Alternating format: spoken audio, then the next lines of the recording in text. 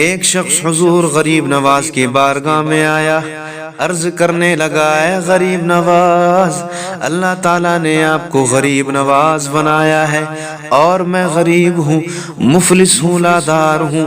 اے ہندوستان کے بادشاہ، اے سلطان الاولیاء، اے ہندوستان کے راجا، اے سلطان الہند، اللہ تعالیٰ نے آپ کو جو خزانے عطا فرمائے ہیں مجھے بھی ان خزانوں میں سے عطا کر دو۔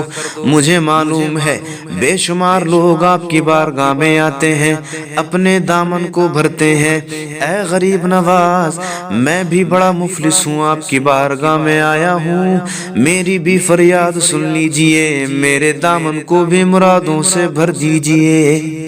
جب یہ شخص حضور غریب نواز کی بارگاہ میں فریاد کر رہا تھا، عرضی لگا رہا تھا، تو ایک شخص جس کا عقیدہ خراب تھا، جس کے عقیدے میں فساد تھا، جو وسیلے کا قائل نہیں تھا، جو توسل کا قائل نہیں تھا، جو ولیوں کی پاور کو نہیں مانتا تھا، اس نے جب یہ منظر دیکھا وہ اس کے قریب آیا اور کہنے لگا، میں تجھے بڑی دیر سے دیکھ رہا ہوں کہ تو فریاد کر رہا ہے، عرض لگا رہا ہے کہ خواجہ عطا کر دو، میری خالی جھولی بھر دو، خواجہ عطا کر دو، خواجہ عطا کر دو۔ وہ شخص کہنے لگا، ارے تو کن سے مانگ رہا ہے؟ وہ تجھے کیا عطا کریں گے؟ وہ تو اس دنیا سے چلے گئے، لے میں تجھے دیتا ہوں۔ اس نے جیب سے کچھ پیسے نکالے اور اس کو دے دیے۔ وہ شخص جو حضور غریب نواز کی بارگاہ میں عرض کر رہا تھا، فریاد کر رہا تھا، اس نے کہا، یا غریب نواز، آپ کی شان کی بھی کیا کہنے، یا غریب نواز، آپ نے عطا بھی کیا اور ایسے شخص سے دلوا دیا جو آپ کو مانتا نہیں ہے، یا غریب نواز، آپ کی شان بھی بہت بلند ہے، سبحان اللہ، سبحان اللہ۔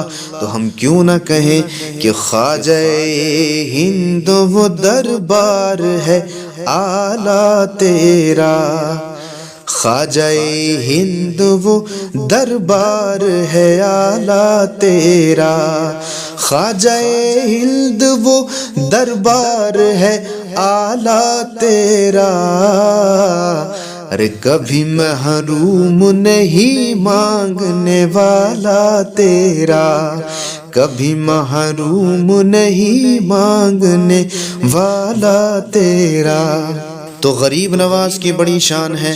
غریب نواز ایسا نہیں ہے کہ غریب نواز ہندوستان میں آنے کے بعد ہی غریب نواز ہوئے ہوں، غریبوں کو نوازنے والے صرف ہندوستان میں ہی آ کر کے ہوئے ہوں، نہیں نہیں، بلکہ اللہ تبارک و تعالی نے غریب نواز کو ان کے بچپن سے ہی غریب نواز بنایا تھا۔ بیان کیا جاتا ہے کہ حضور غریب نواز اپنے گھر سے بڑے مالدار تھے، آپ کے والد بزرگوار پیسے والے تھے، دولت والے تھے۔ حضور غریب نواز کا یہ عمل تھا بچپن میں ہی کہ جو محلے کے غریب بچے ہوا کرتے تھے ان کو اکٹھا کرتے تھے، اپنی والدہ کی بارگاہ میں آتے تھے، آنے کے بعد میں عرض کرتے تھے، والدہ اچھے اچھے کھانے تیار کر لیجئے۔ والدہ اچھے اچھے کھانے تیار کر لیا کرتی تھی۔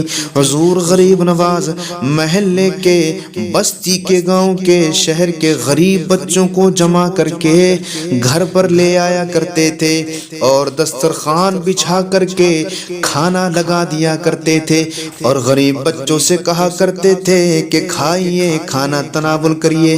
جب وہ بچے کھانا کھانا شروع کر دیتے تھے تو حضور غریب نواز، بچپن کا زمانہ ہے، اپنی والدہ کے دامن سے لپٹ کر کہتے، امی جان، امی جان، جب یہ غریب بچے کھانا کھاتے ہیں تو مجھے بڑا سکون ملتا ہے۔